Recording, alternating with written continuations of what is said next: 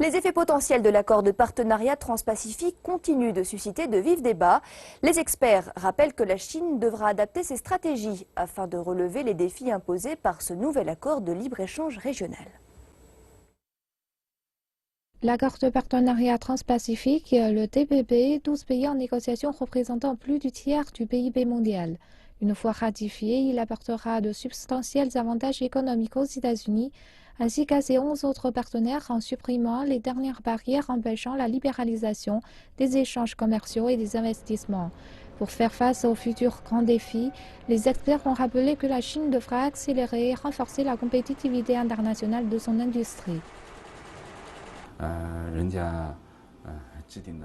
La Chine devra continuer les négociations et développer les accords bilatéraux de libre-échange avec les pays voisins. La Chine devra ainsi adopter des stratégies de coopération régionale plus proactives.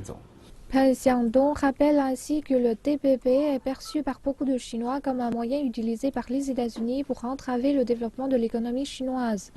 Mais les points de vue ont évolué au fil des années et les dirigeants chinois expriment désormais leur intérêt de mieux comprendre cet accord de libre-échange. Le ministère chinois du Commerce a déclaré que la Chine était ouverte à tous les mécanismes visant à faciliter les échanges commerciaux à mesure que ces derniers suivent les règles établies par l'OMC et profitent à l'ensemble de l'intégration économique de la région Asie-Pacifique. La Chine peut se saisir de l'occasion pour améliorer ses réformes internes en termes de protection des droits des salariés, de l'environnement, des droits de propriété intellectuelle, mais aussi pour mener enfin la réforme de ses nombreuses entreprises publiques.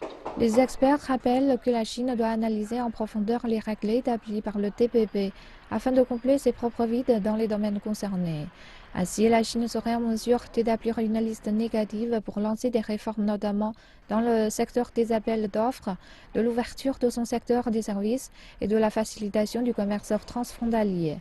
Enfin, les experts appellent à un système standardisé pour les échanges commerciaux afin de réduire les coûts et pour mieux saisir les opportunités sur les marchés se situant le long de la ceinture économique de la route de la soie et de la route de la soie maritime du XXIe siècle.